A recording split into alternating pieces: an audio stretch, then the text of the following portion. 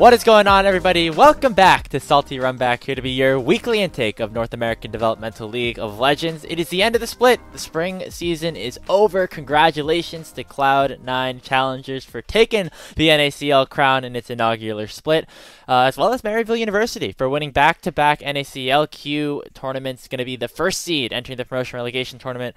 We got some stuff to talk about in both the NACL, NACLQs. Also, CLOL is kind of underway. We might hit on that while we have the chance here and there. But I'm Grapes, joined alongside Hawk. Hawk, how are you doing today?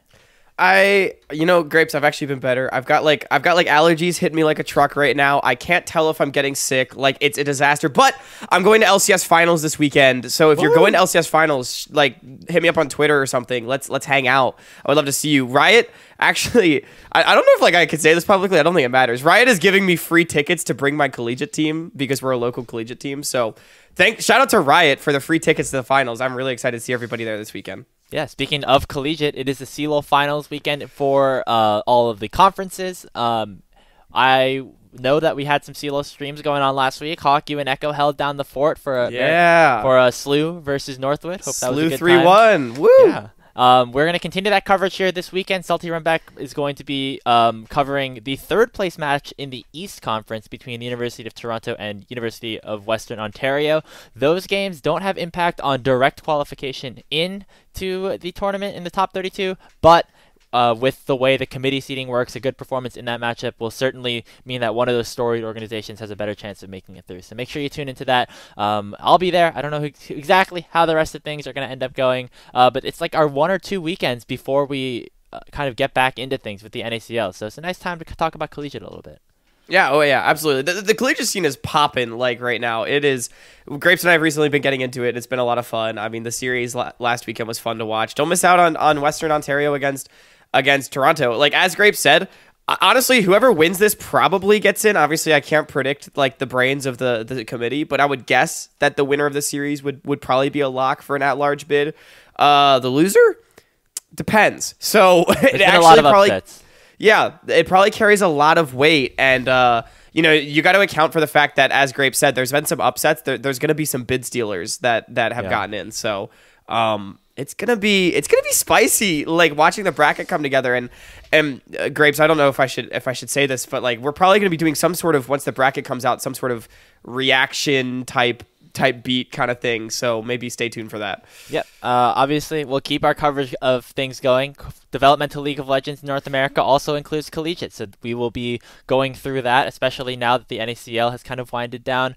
But make sure next week we'll be really diving into the promotion relegation tournament, as we'll have more news on the schedule and things like that. But let's recap some of the stuff that happened this weekend, Hawk, because it was a really, really good time. Starting off with the MVP Most Valuable Prospect Award. It was awarded to Mir, the jungler for Team Liquid Challengers, a definite star on that team. Came in from Oceania and looked really, really good, especially in TL's extended playoff run. But there was some discourse about Mir winning this award. A couple of people were a little bit hesitant to call Mir a prospect due to his time both in Oceania and Korea. Hawk, do we think that that's justified? Is Mir too experienced to win this MVP award? Grapes, I think this discourse is fucking stupid. Just a year ago, we were all sitting here being like, yo, Big Dokes win an MVP after playing on Team Optic in 2018. Like, sometimes people have been in the scene for a long time. That doesn't mean they can't be a prospect. That doesn't mean they can't revitalize their career in one way or another and absolutely stand out as an X factor for their team. And that is what Mir has done. He's a player that came in playing in North America for the first time after playing in Oceania and has absolutely dominated the region. I think it is absolutely valid to call him a prospect. And like, look, I understand that the word prospect can be a snag for a lot of people, but like, I don't think that the fact that this player has played competitively for a few years should eliminate them from the conversation whatsoever. And in fact, like, we should celebrate the fact that we've got this great player coming in, tearing things up and setting a new bar for junglers in the North American scene.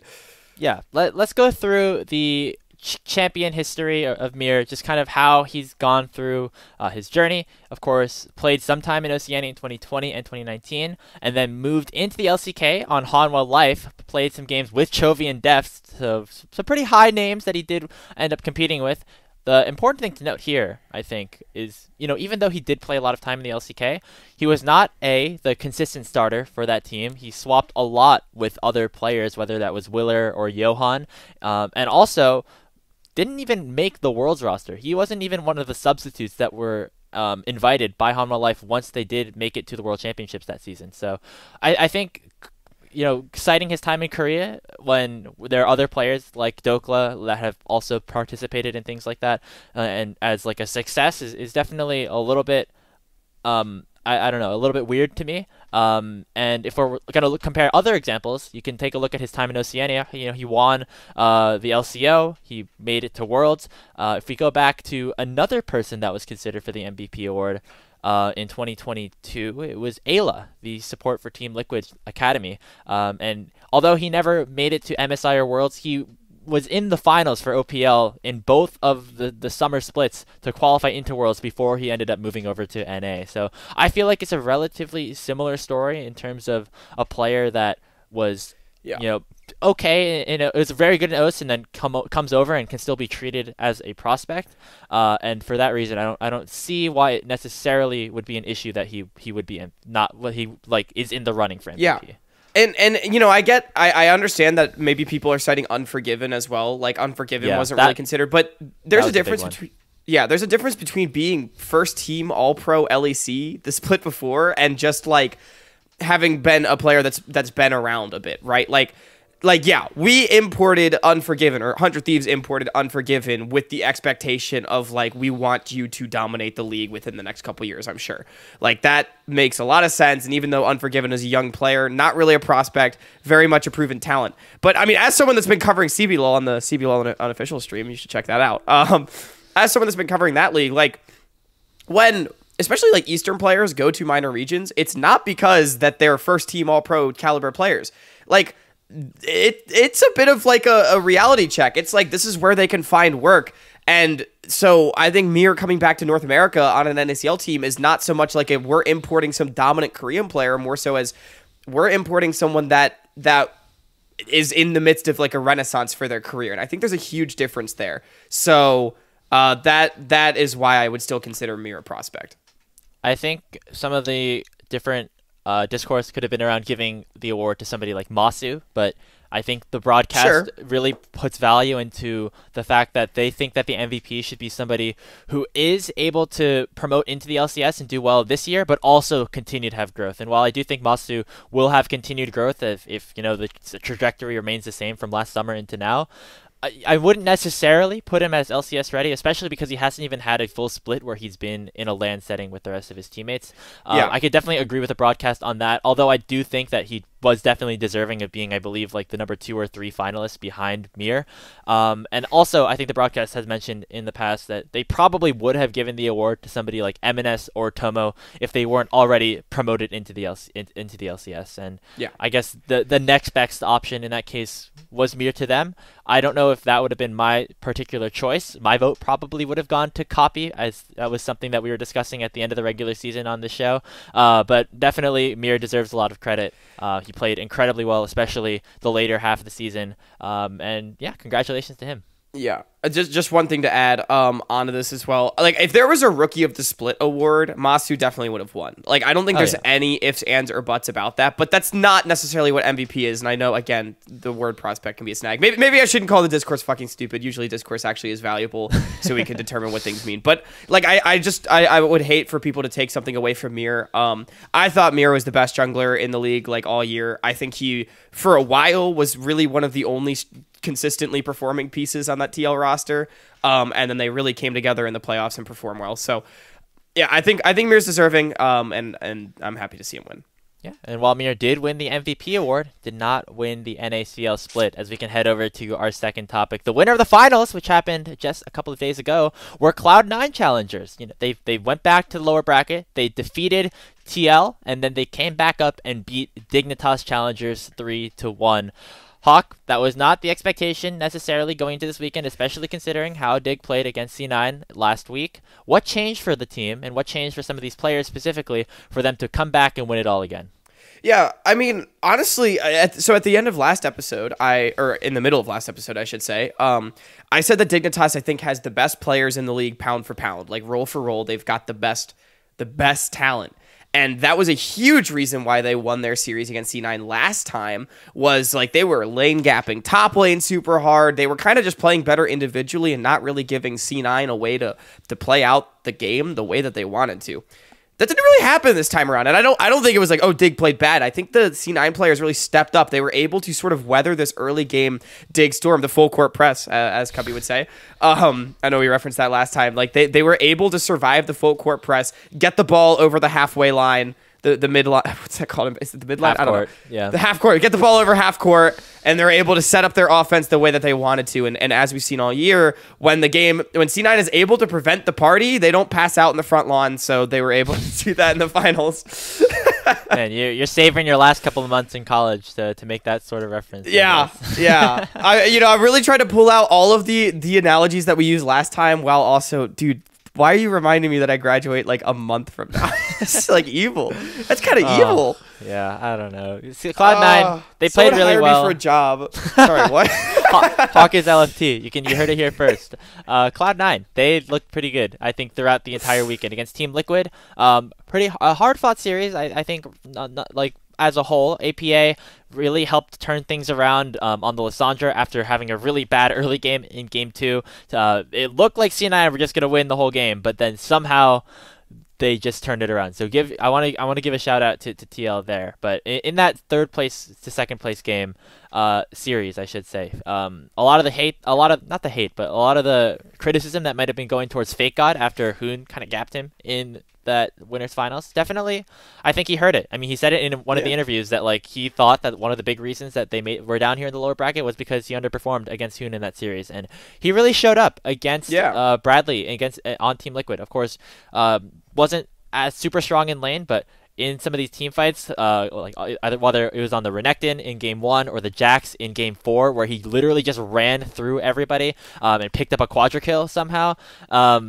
It was a really well-played series from Fake God and also Diplex. I think the solo laners for C9 specifically really stood up and stepped up. And, of course, we can't go and talk about the finals without talking about Tomio because he was just a menace throughout all 4 of those games and was a really big factor in C9's success. I think kind of for this whole playoffs, but a real coming-out party for him here this weekend. Yeah, definitely. I mean, C9 really stepped up. And I think an interesting story, Grapes, here is like, obviously, TL, they played a decent series against C9, but at the end of the day, it was pretty one-sided. Like C9, they were able to take care of business by and large. And, we were talking for so long about how much parity there was in the NACL this year, but the finals, the winners finals, it actually ended up being 1 versus 2. And at the end of the day, like, the season, when we look back on it, I think really was a 2-horse race for maybe more than we gave it credit for. And that's not to say that the other teams didn't absolutely show up. I think there was a ton of parity, but C9 and Dig, they designed their rosters to win championships, and well, C9 did it and Dig got close. So yeah, and I think something also that the broadcast mentioned was that both of these teams had roster changes halfway through the split, and they're still both here in the finals. And I think that is a testament to how the camaraderie around those teams really ended up working. Yeah, and especially for Dig, because that LCS team did not do super well, but their Challengers team got up there. And even with some of the roster changes, Spawn, of course, kind of took it in and played really well in that these last couple of series. It's good to see Spawn come down and play well too. We've had this conversation before, but that was good. Yeah, and I don't think that it was Dig that like kind of underperformed in that final series. I think C9 really turned it up, especially in the top half of the map. Like Lost and Zeyzal, who were the bot lane that was dominating everyone, were not actually, I don't think, in my opinion, the reason that they won that series. I think it was good play out of Fake God in team fights, Tomio just throughout the early game, and then Diplex just being a god kind of all around this weekend. So shout out to C9. Just too good. C9 has 2 LCS mids, man. Like they said that their roster their Challengers roster was designed to promote as many people into the LCS as fast as possible, and I think that they did a good job. Probably going to happen. We'll see what happens. I know that the offseason is kind of upon us, and speaking of the offseason, we might have some of our NACL provisional teams taking a bit of an early offseason if Maryville University comes through their way in the promotion relegation tournament. They went through all of the qualifiers victorious. They finished first place in both Qualifier 1 and Qualifier 2. Out of the 250 points that were possible for a team to earn, they earned 240. Their only falter was going 3-2 in that second OQ, and they did not make that big of a deal at all. They swept through Rock Bottom Esports and are champions and will be the dominant first seed. But there were those inconsistencies that we were talking about, Hawk. They got 2-0'd by Team Fish Taco in the first round of the group stage, and they also did not end up doing well in the Swiss format. And this has been a problem with Maryville, I think, for a while, where a lot of the times they look really, really good, but then somehow, some way, they're the 1 seed now, but if you remember back to 2022, they had to play against TSM Academy in that like do or die, go win or go home kind of situation because they had some inconsistencies. Is that something that you are worried about entering the promotion relegation tournament for this team? Not really, to be honest. I know we had a lot of questions about Maryville on earlier episodes of the show, especially as you said, the second qualifier. Like, this team just did not look like the dominant force that they were in the start. And as you said, it was sort of like, oh boy, like it's Maryville's, not like claps, but like they always have, they always slow down. They start really hot and then they definitely always slow down. I'm not too worried. I'm still like, yes, their inconsistency is a thing, but at this point, like they've won both the tournaments. Like this team is so clearly the best team in the qualifiers. Like, I don't think there's any ifs, ands, or buts about it. They are the best. By how much, I think, could be argued, but they are the best.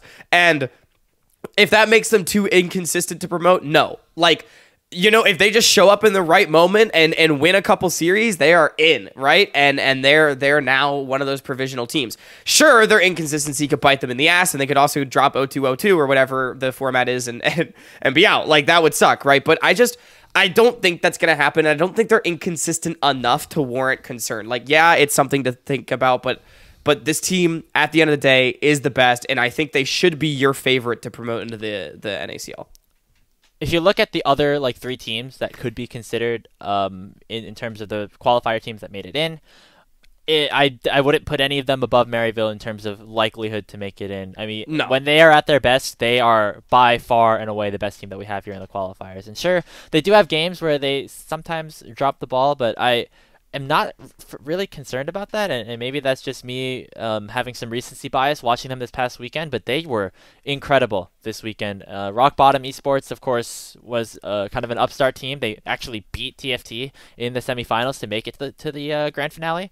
But Maryville just didn't care. They didn't care that they lost to them in the open qualifier, and they didn't care that they're this new team that had nothing to lose. They just full-on destroyed them for the most part, and it was really, really impressive to watch. And when we're taking a look at like how the rest of the promotion relegation tournament could go, it is important to note that there is only like 2 or 3 series that Maryville will be able to play in that event, and so if they do falter in one of them, that would be maybe a problem. But I feel like things are kind of going well for them right now. I would be very surprised if like this is not the same Maryville team that we see in this next tournament. Whether that's enough to get by the NACL teams, we'll have to see. But I don't see them like stepping back in a way after the incredible performance that they had this weekend. They're definitely not going to take a step back. Like their inconsistency maybe will get them into trouble. Might make for close series. But again, like let's look at the NACL teams, the provisional teams that are up for demotion. Like we've got a CLG Faith. Who even knows what's going to happen with that roster? CLG just went boom. I mean, I hope the roster's still okay, but like they were struggling all year. You've got a Team Liquid First that Grapes and I don't really believe in, right? Like, and whether or not that makes them worse than Maryville is that like a question we don't know. But I don't think that like inconsistency, a little bit of inconsistency from Maryville is going to really be their make or break. And I also want to add as well, I don't know if like the schedule has actually been released yet for promotion relegation, but I believe it's not going to conflict with CLOL. A big thing is that Maryville has always been a CLOL. I hope so. Yeah, I hope so. There's a lot of Maryville's CLOL always players like playing in that tournament, so it would be very not good if that because actually they've always been like a CLOL first team. So I know part of it has been they've always like not focused as hard on like say the proving grounds as the collegiate championship, which I think that's totally valid. Like they're a collegiate team, they want to win their championship. That makes sense. They want to get back to that 2020 glory, and so if this is not like taking place on the same weekend as CLOL, which I really hope it isn't, then that actually might help this team a lot. Like focus up and be able to play. I don't know how much that'll matter, but just something to consider. Well, the last 2 days of the qualifiers of the promotion relegation tournament are the first 2 days, are the round of 32 of CLOL. That is a fact.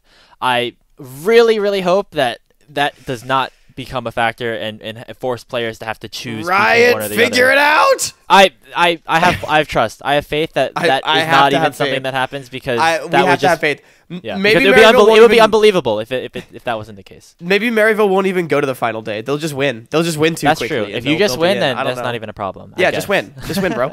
Well, hope for them. Also TFT, who most of their players will be in CLOL as well. But let's move on to another lighthearted topic, because we have some other things to deal with as the split has concluded.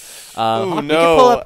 I don't know if you guys remember, but back in episode 5, we did a little bit something called Salt Street Bets, where we decided on which teams we thought were the best to invest in. TLDR was that if at that stage like a team finished higher than where they were currently at, we would double the money that we invested into them. And if they finished lower, we'd lose all the money.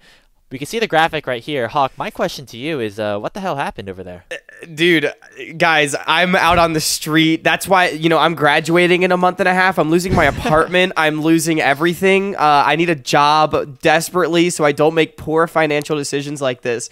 Yeah, there's a lot of X's. Look, AoE came through. They didn't get me any money. They finished right at where they were supposed to be. Yeah, they were in 11th place at the time that we bet on this, and they finished in like the 8th to 11th, or the 8th to 12th range. So good job, AoE, playing up to par. Dude, I am so disappointed in Golden Guardians and CLG Faith. I know my Golden Guardians was like a little bit of like a win more bet, where like because the whole thing was if they got top 4, I would have gotten a lot of money, because I would have gotten the double. And then also we had a multiplier in place for the top 4 finishers, or the top 3 finishers. So if that bet hit, that would have hit really hard. Fucking CLG though, bro. Like they ended up getting out in that 8th to 12th range as well. I don't think anyone really expected that. Disappointing showing, to say the least. But I mean, hey, it happens. That loss to TSM definitely was not what they were looking forward to. And I think they ran into Team Liquid after that. So kind of unlucky after that loss. Definitely thought that you were going to make some money on that CLG bet. That seemed pretty safe to me. I made some money off of FlyQuest finishing a little bit higher than expected, and also the Dignitas one. Even though they were in first place in the standings, I got the multiplier for them. Making it to top 2, and that was 2x my money. And for Grapes to lose the money, they would have had to finish in 3rd. So like he netted even on them finishing 2nd, but like you said, got the multiplier. But Grapes, you also hit a prop bet for a nice $300. The fucking easiest prop bet of your life, by the way, because it literally hit like a week after we recorded this episode, I think. True. Yeah. So the prop bet that I had, we each put $100 into these prop bets as well, and then our other partner would give us like a range of how much money we would get back. So I said, C9's roster is going to look different entering the summer split. It looked different entering the spring playoffs, so that was already a win right there. And I got $300 from that as well. So I put in $1,300. I left with $1,700. So that's a net win in my book. Yeah, Grapes. If you need betting advice, talk to Grapes. Do not talk to me, because this is really depressing to look at. Look, hey, you never know. Maybe C9 will win LCS, and then they'll demote MNS, and then the prop bet won't hit. I really doubt that.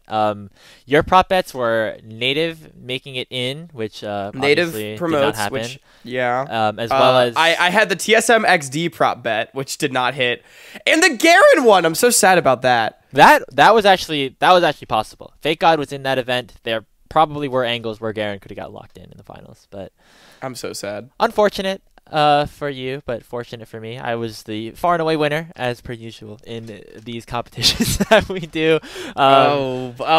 Okay. I get right. And I get my time to gloat Mister. as well. I watched every game of NACL this split. Okay. Hey, the numbers don't lie. $1,700, $1,700 imaginary dollars in my bank account. But that's enough for the salt treat bets. I thought I watched enough. I watched like I don't know. I watched like 65 to 70% of the games. I'm really outing myself here, but this guy's a psycho for watching every game. What can I say? I have maybe too much free time on my hands. Let's move on to our last headline of the episode before we go into some fun little activities that we have planned for our part 2. It was tweeted out just a couple of hours ago, actually, as we're recording this, that TikTok Tony Top, the second seed entering the promotion relegation tournament, will have to change their name entering that event. Makes some sense because you can't just have a sponsor that you're not sponsored by in the name of the team that you're playing in a Riot sanctioned tournament. So I can definitely understand where we're coming from here. Hawk, if you were in charge, what would the name of this team be? Oh man, it's hard to beat TikTok Tony Top. I mean, first of all, that was such a funny name, but I feel like they got to go for the alliteration again. I should have come up with something beforehand. I thought I would be able to think of something on the spot, but now that I'm here, I'm blanking really hard. Do you have something? And then maybe I could think of something. So I was with you on the alliteration there because I replied to that tweet and I said Tony Top, Tony Top. Because then, if you are casting that game and you are calling a fight in the top lane, you could say it's Tony Top, Tony Top, Tony Top. That's just great, and also keeps the alliteration. Nice. And you can still keep Tony as the name. Other than that, I don't really know exact. I think maybe Tip Top, Tony Top could be a good option. I thought of Tip Top. Another one I thought of. I don't know why. I'm getting British with it, but what about I don't know. Tea time, Tony Top, stupid, really stupid. I don't know why. I don't know why those words came to mind. Yeah, I think the real answer here is that I really hope that this team finds a sponsor entering this tournament because that was something that they were trying to do entering qualifier 2. Obviously, unfortunately for them, things fell through a little bit. But things were interesting. These are players and Gito, the coach as well, that really deserve a sponsorship opportunity and the chance to make a little bit of money while they're playing as well. And if they promote in, I would hope that they have somebody to back them as well. So entering this tournament, I am imploring, if any orgs are watching this for some reason and you weren't in the NACLQ before, sign these players because I think they have a good chance to get promoted in. They definitely do. Someone give them money. They deserve it. They deserve a name. I mean, oh gosh. I'm really disappointed in myself that I wasn't able to think of something better than fucking tea time. This is really dumb. It's really dumb. The other option would be just to go to other brands like Twitter Tony Top or Instagram Tony Top. But I think that poses the same problem. I think Riot would let that. Yeah. You just start advertising Tumblr Tony Top. I don't. What about the whole point is because Tony Top makes TikTok videos on his account and they actually do pretty well. So it could just be follow Tony Top on all my socials. That could be the name. That could be the name of the account. I think the best part of this is that the other 4 players on the team agree to have the team just branded after Tony Top. That's still the funniest thing about this to me, right? Is this, Snow 2's yeah, we're TikTok Tony Top. Only in esports could that be. Oh, it's so good. It's so good. Well, we'll see what the name of that team ends up being in the promotion relegation tournament, which is just 2 weeks away. But that's going to do it for our headlines, episode 12. We are going to do something fun in our part 2s. Get your suits out or whatever because it's award season. It is time for the Salt Awards, your splitual or annual unofficial NACL qualifier awards. There was, of course, the most valuable prospect award as well as some all rookie teams considerations that happen in the NACL, but there's not a whole lot of justification there for the qualifiers. And so as people that have been following this scene for the past couple of months and also have a platform like this to highlight some people, we're going to do our best to decide, honor different people in the space here with our NACL qualifier awards. Hawk, let's go through the different awards that we have lined up and let people know what we're expecting today. Yeah, so we got, they're pretty basic, but we got like the all NACLQ teams. You got your first, second, third, rookie of the split, most improved player. We also picked a next up team of players that basically are like largely unproven in the amateur space that like maybe you should have your eyes on and you might not have heard of. And then we also have an MVP. Big disclaimer, we just did these on our own. It is extremely difficult to pick this. Like, I feel like Grapes, correct me if I'm wrong, we had a pretty easy time getting like first team. Second team was decent as well. But then you get down to third team. Like, guys, amateur's such a clusterfuck and there's so many amazing players that like it is so hard to pick. So like we wanted to include everybody, but we just couldn't. So I'm hoping I'm hoping, direct the flame at us and nobody else, but at the same time, we're hoping that like this is meant to just be a fun way to recognize a lot of players that played well, and is not in any way to say that if you're not on this list, you didn't still have a great split. Yeah, and with all that being said, we definitely understand the responsibility that we have with this kind of with just putting stuff out here. So we really did put a lot of time and effort into trying to award the people who we thought were the most deserving throughout the split. We will go over some of the people that we feel we have snubbed at some point after we go through some of the teams. Next up, just to clarify, is almost an all-rookie team, but just the way that like this space works, it's hard to really classify what a rookie is. So we just decided to pick people that you might not be super familiar with if you only know like the teams at the top, and players that we thought had pretty good splits all around, if that makes sense. Yeah, well said. Should we dive on in? Third team? Here we go. Okay, yeah, we're going to start off with our NACLQ third team. This was maybe one of the harder ones to make, but we can unveil that one right now. In the top lane, we have Alorum. In the jungle, it is Odd Orange. The mid laner, Onat from Supernova. Native Scooped is our bot laner, and Supernova's Chookies is the support. I know we had a lot of contentious discussions about, especially like who we had on this list, because it felt like there were definitely people that were deserving that kind of got left off after this point, but I don't know, Hawk, who are some players here that you specifically wanted to highlight? Well, and so just to talk about those snubs too, especially in both the bot lane roles, it was really hard. It was really hard bot to lane pick. Was tough. Bot lane was tough, but I mean, I want to highlight Onat. I mean, just absolute beast for Supernova that a lot of people, I think, didn't expect coming to the split, including me. Like, I know there were some Onat stands coming in, but people that hadn't seen this guy play, I think were skeptical. I was one of them. I didn't think it would be bad. I wasn't sure what to expect. And Onat came in and was really electrifying along the rift. Statistically, like, not necessarily the best mid, but when you look at game impact and the way Supernova was able to play around Onat, and especially in the back half of the split, having an inexperienced mid jungle with Onat and Kisno, Onat really stepped up, and so really great split. We wanted to give him a shout, and I think very deserving of this award. Yeah, one thing we didn't clarify 100% is that we definitely put more weight into how you performed in OQ2 versus OQ1. And Onat, while the OQ1 performance was fine, they made it all the way to semifinals, I thought he really took a big step in the second tournament and really carried Supernova through some of those games, especially against Team Ambition. Had some really, really, really nice performances in the mid lane. And doing it again with even a less experienced jungler in Kisno, like that's what impressed me so much, and to be able to step up and carry like that is great. Yep. You might be surprised to see Odd Orange in the jungle here as our third team, but I think with the other members that came up here, I feel like Odd Orange was definitely instrumental to their success and to Maryville winning their 2 titles. He played really well. I think there's really not much I can say in terms of like weaknesses around that team, but overall, I think he played. I think the other junglers that we had mentioned in this list were maybe a little bit more influential towards their team having that level of success. We could talk about some of the other players here.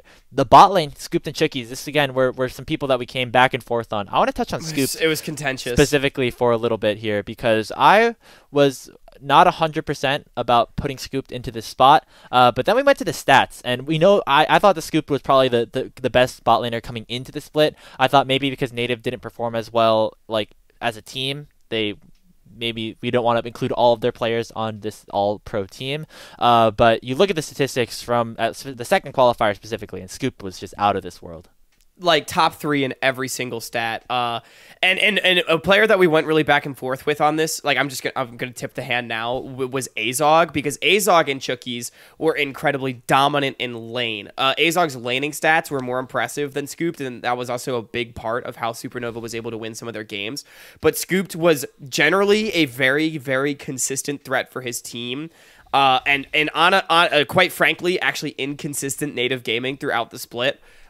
Scooped was a very defining presence, and basically what it boiled down to is we felt that Scooped and Chookies were the more influential pieces of their bottom lanes. Not to take anything away from Rhino and Azog, but Chookies did a lot around the map for Supernova and also contributed a lot to that laning, and Scooped, there were certain games where it felt like on his own he was able to generate stuff out of nothing. So big credit both for them. In the second qualifier, Scooped, I think, had 6 of the 7 first bloods in all the games that they played. And remember that they lost that quarterfinal series as well. So really impressive stuff out of him. Last thing before we move on to our second team is you might be surprised to see Alorum up here, but like if you take a look back, you take a step back, the gatekeeper. He had a great split. Yeah. Honestly, you might be surprised to see him because he's not hired, to be real. Like this guy, we're always like, Alorum's gonna like pick Urgot and do Alorum shit and like it's gonna be cool. But then you watch him do it against a top laner that's like young or just not quite as good, and he destroys them every time. Like he did it to Shocky, he did it to like even like Dragoon struggled to crack through the Alorum nut. Like you really have to be an amazing player to break Alorum and not just slowly get disadvantages in the top lane. And I mean, you can't deny the caliber, the consistent caliber that this player plays at. And I remember specifically the matchup between Team Fish Taco and Supernova in the semifinals last week, where Alorum locked in Sion and Dragoon responded with like a Cho'Gath. That's supposed to be a good matchup for Dragoon, but Alorum actually like was a huge part of turning that game around for his team and making even though Azog was like 5-0, 6-0 on Jinx or whatever, Taco ended up winning. I think a large part of that was through just the tank play out of Alorum and not just on tanks but also on other things as well. So that's our NACLQ third team, and maybe some shout outs to some other players that we had in the running as well. We'll go through some of our other snubs after we go through the first team just to make it a little bit easier. But let's move on to all NACLQ, the SALT Awards, the second team across all the positions. We can go through here. Tony Top, Wallflower, Messages, Rock Boom, and Daption. Yeah, there's definitely a name that you all probably weren't expecting to see up here, but come on, you can't deny that rock bottom team. Rock Boom was getting it done, man, in the second qualifier, and you just cannot deny the level that this player played at. Nobody expected this team to make finals. Nobody expected them to be that good. And Rock Boom especially, we really wanted to highlight this player because this was his first like split on a real team. Like he had been on a few teams that hadn't qualified, but Rock Boom just stepped up and delivered. And I mean, I don't know what else to say, but like just had such a phenomenal second qualifier that we didn't feel like we could give it to anybody else. The team's name is Rock Bottom. I also want to give shouts to Rox908, who I thought also played amazing. I think when it came down to comparing him to some of the other supports that we had here, Champion Pool came up a little bit. Nautilus was really good. Other stuff maybe not as high. But overall, Rock Boom really, really, really good, which was not something that I had expectations for entering this split. I thought he would be like a very solid AD carry, not the second best in the tournament, but honestly, like going through even like the games that they got, even the series that they got 3-0'd in against Maryville University, that guy was smurfing. He kept those games alive for way longer than they should have. Like his Xayah game was incredible, I believe, in game 3. And just to name specifically, and a huge part about how Rock Bottom played was through their bottom lane, just as the name suggests. And they made the finals. They were the second best team in the second qualifier, and it would be disingenuous to only to not include him because they weren't expected to make it to this spot, because he played like the second best ADC in this entire tournament.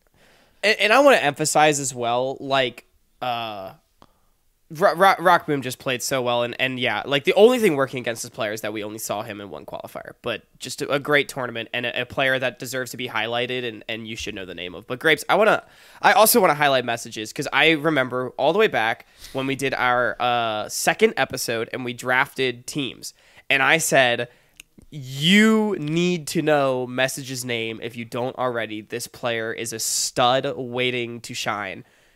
And my God, did it happen. Look, we can point at Native's inconsistency in the split. We can comment on that all we want, but Messages was absolutely dominating the entire split, especially in later game team fights, carrying out the wazoo on lots of different champions, not just playing one individual style, was very, very good in lane as well, rarely falling behind, oftentimes getting ahead, and like... honestly, like I think there could have been an argument for Messages to even be first team, but the unfortunately the person we have above was just so damn good. Yeah. Like Messages just had such an amazing split, and I really am just I'm so happy to see this player blossom. He came to talk to us on the show as well. I think very, very deserving of recognition, and again, like the roster, the overall team's inconsistency is a bummer and definitely something to take note of, but I don't think that should take away from the absolutely phenomenal split that Messages had. Yeah, it was really, really fun to watch. I feel like even in the like games that like the rest of the team didn't gel as well as they were expecting, Messages was still performing really well. I remember even that like a Mumu incident game that you and Fan had some fun talking about on the show. It was Messages on the Azir that kept that game going for like 30 minutes. He clutched out a couple of team fights that were largely off of his play. The other players on this list, Dapshin, I thought played exceptionally well on Team Fish Taco's playoff run in the second qualifier, and also played decent on University of St. Trevor, which was a team in the first qualifier that made it to the quarterfinals as well. Definitely keep an eye out for him, both here and in CLOL, because a lot of the engaged play and things like that were good, and when we talked to him, he said that he felt that he had so much more to show as well, which is very, very exciting. And the other two players were this Tony top side of the map. Interestingly, that Wallflower, who was not chosen to be the starter of Maryville University, as he is also a student there, did make it above Odd Orange, but I think it's not necessarily because of like player skill, or I think it's more in the way that these teams actually play around their junglers, because I think Tony, it's Wallflower that really shines on that team. Truly. I mean, look, Tony Top and Wallflower were the reason why this team was the second or third best team in the split. Like that is just why. That's not to take anything away from Sudsy, Levitator, Snow 2. Just like Tony Top and Wallflower were probably the best top side in the league. Just really, really dominant. The only other one maybe being the Maryville top side, but and I do think like Wallflower's playstyle is different from Odd Orange's. It's a little bit more selfish, a little bit less hard, just like play for lanes, everything. Not that Wallflower isn't accustomed to playing for lanes, but the way that this top side was able to play together, get themselves going, and just run over games was pretty brutalizing, to be honest. And they did so exceptionally well. Yeah, I thought that was a big reason behind him. And Tony Top as well. You played a lot of weak side, maybe not weak side, but played a lot of like tank matchups and still like looked really dominant as well up in the top lane for that team. I'm really excited to see how they perform in the promotion relegation tournament with or without a new name, as we alluded to in the headlines. But I don't know, Hawk, is it time to go to our all pro first team? All right, team? let's get into it. First team, all NACLQ. If you've been paying a little drum roll. If you've been paying attention, I think you know where this is going. But let's roll it. You probably know where this is going. Yeah. I don't think anyone's gonna be shocked. Maybe I should just hit the big reveal because it's all Maryville players. We're seeing a lot of red. Yeah, Niles, Get Back, Scary Cherry, and Zyko. Dardoch, the first pro jungler for the split. So the one not Maryville person. This is very similar to the way a lot of all pros in different leagues go, where it's like all of one team and then the one guy gets singled out. Sorry, Odd Orange. But I thought Dardoch played really, really well. Was a big carry for Team Fish Taco throughout that run. And I mean, he's Dardoch. He was in the LCS for like 6-7 years. There's no surprise that he is a very capable player at this level of play.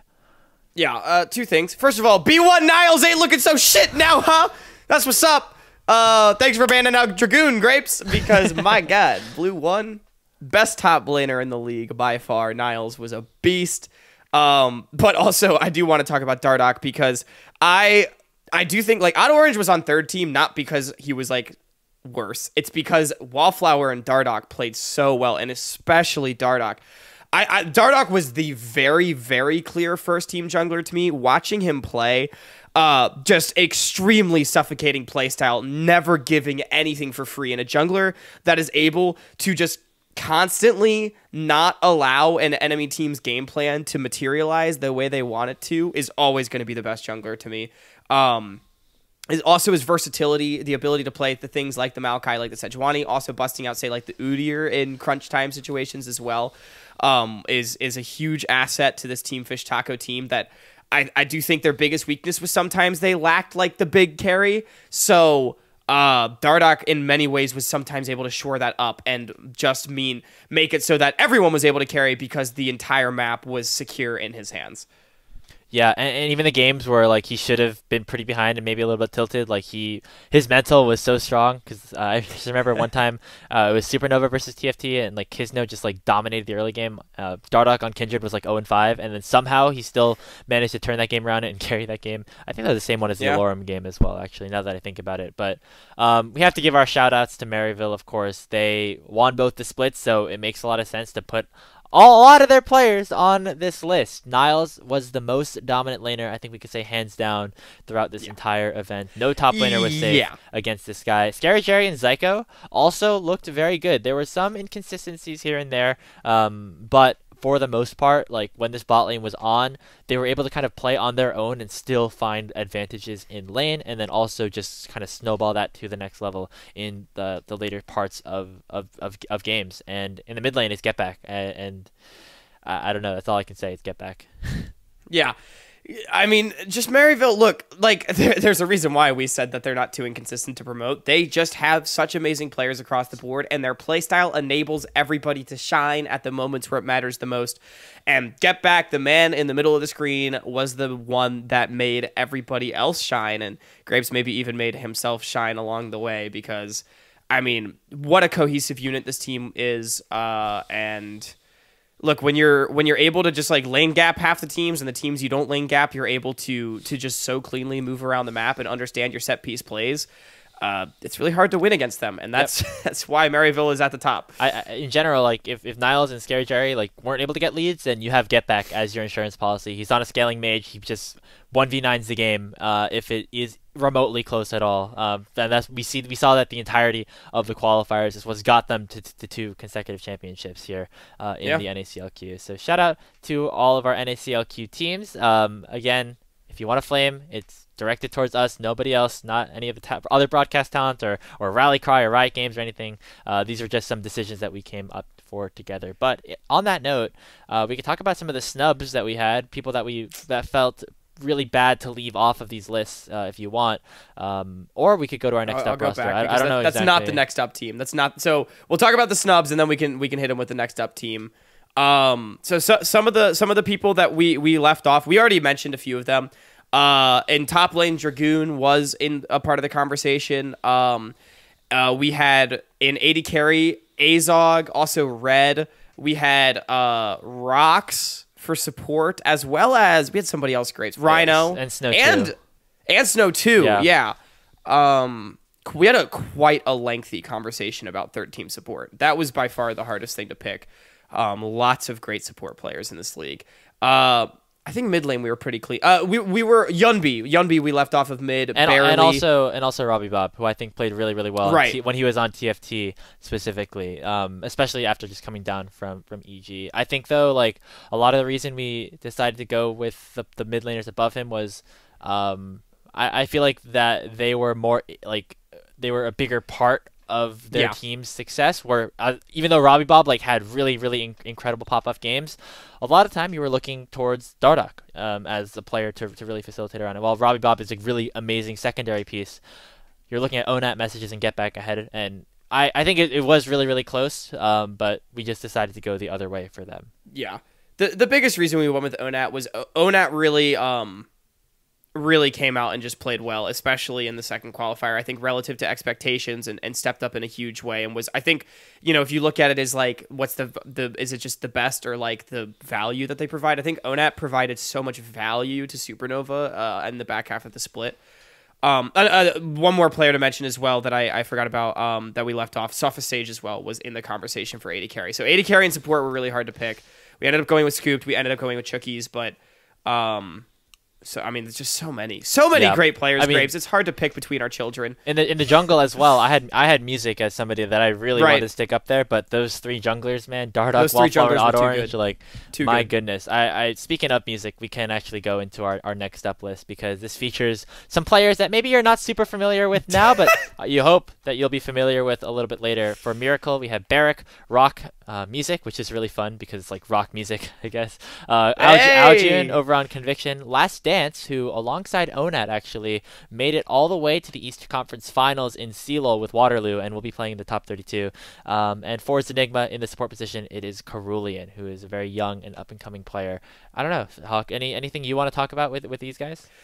I mean, I think the biggest thing is that these were a bunch of players that we had low or middling expectations for coming in, and they really shined on teams. And that's not to say that there wasn't other players like this. Like, you know, if you're a fan of random ERLs, you might have heard of music. If you're a fan of collegiate, you'd probably heard of Barrack, but obviously neither of them had massive success at this level of competition in North America.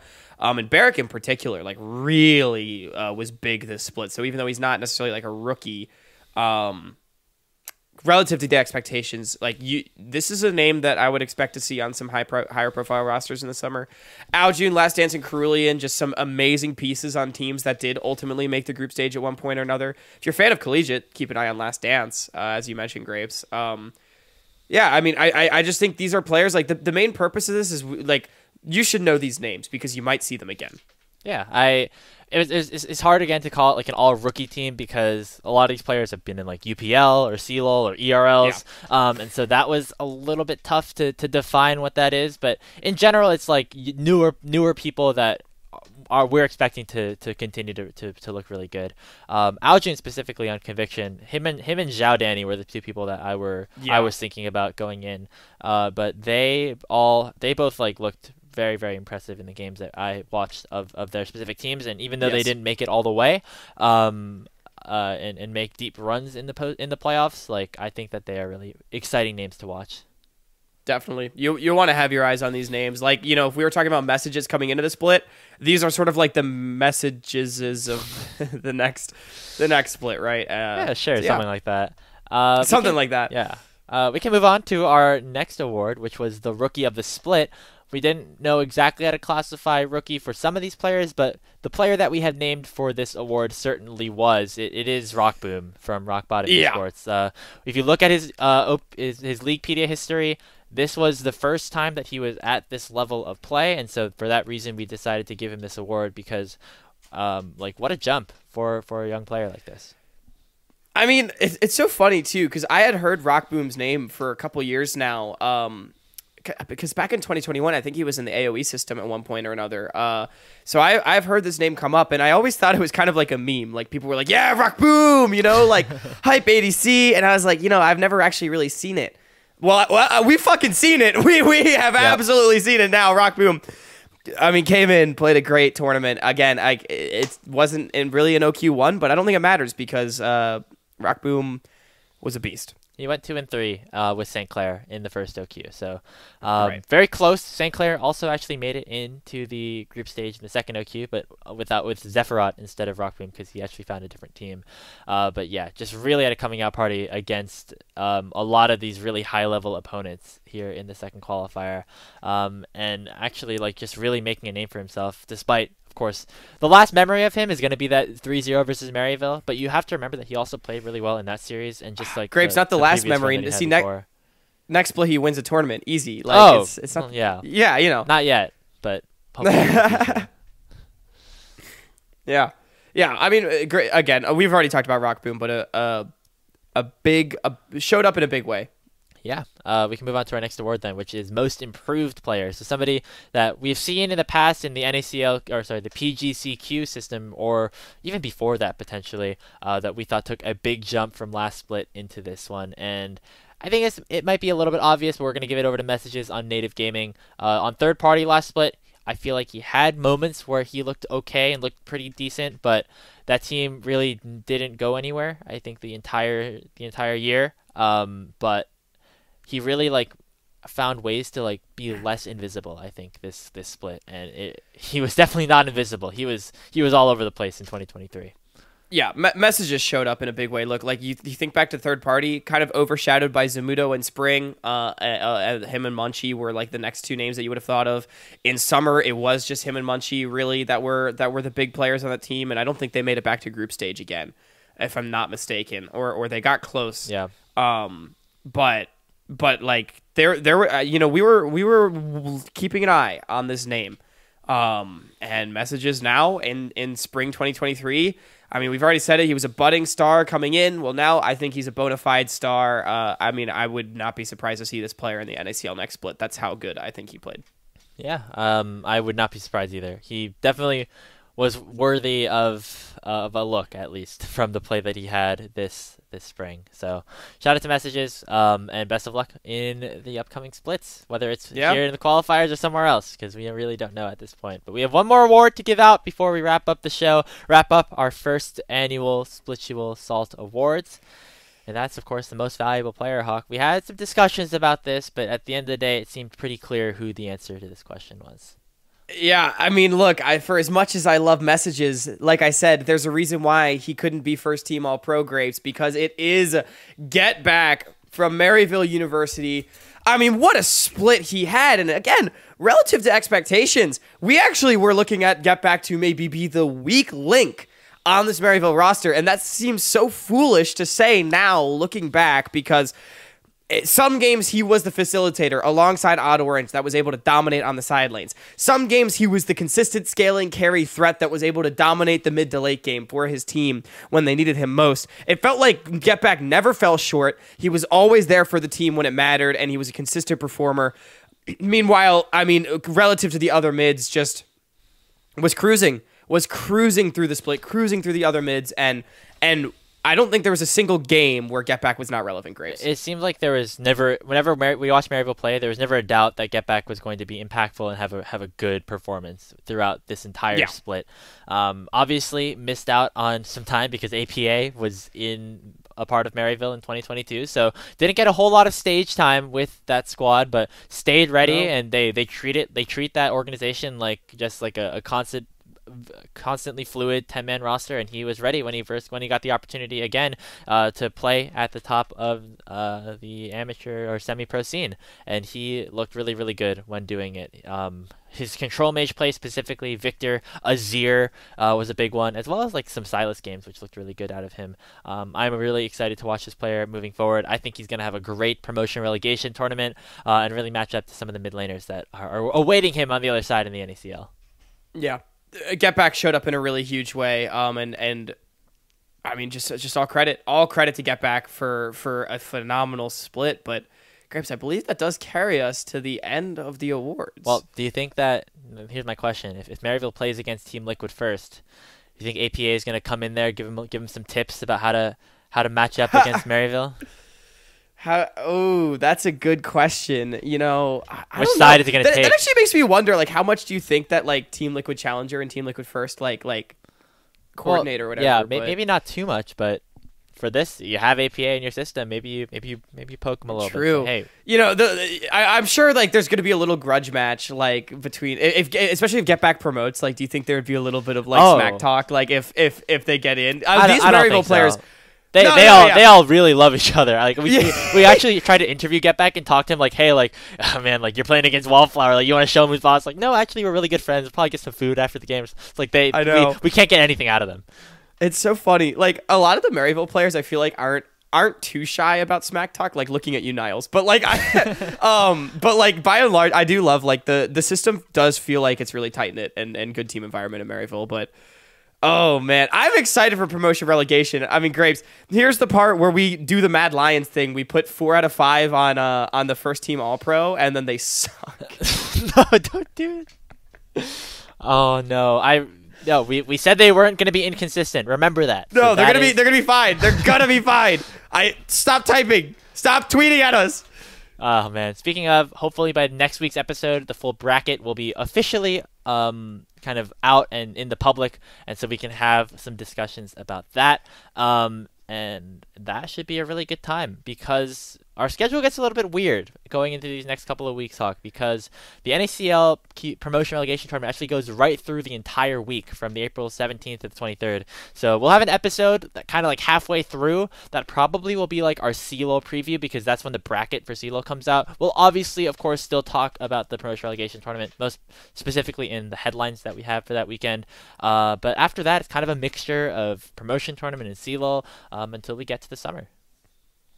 Yeah, we got some stuff cooking for sure. There'll still be a good stream of content, at least through CLOL. We might take a week or two off before summer split, but we're still going to try to find, like, even if we're not doing full hour-long formal episodes, you know, we want to keep the scene moving because, especially I feel like, I mean, to be quite honest, like around the scene, there's been a lot of bad news, and we still want to we want to prove that there's still people passionate and that that there's still things that are worth talking about and worth getting excited about. Because there's always things worth getting excited about, like the players that we had here on our lists. Because again, I mean, I want to hear from all of you. Who would you have put on the teams? Like, again, there's so many players that could have been considered, and at the end of the day, Grapes and I made the choices that we did. But let us know who you would have put on your first, second, third team All-Pro. Do you agree that Get Back is the most valuable player, or would you have elected somebody else, maybe a non-Maryville player? Who knows? But you know, follow us on all of our social media at Salty Runback Pod on all platforms: Twitter, Twitch, YouTube, Apple Music, and Spotify. Episodes release every week on Wednesday at 7 p.m. Eastern, 4 p.m. Pacific. I do believe we don't have the live watch parties going on anymore, but you can still, I mean, catch those on YouTube, catch it on Twitch. We might still air the episode, but and as always, you can take what we said with a grain of salt. But I've been Hawk. That's been Grapes. It was a great split. We've still got some more left. Take it easy, y'all. Promotion relegation next week.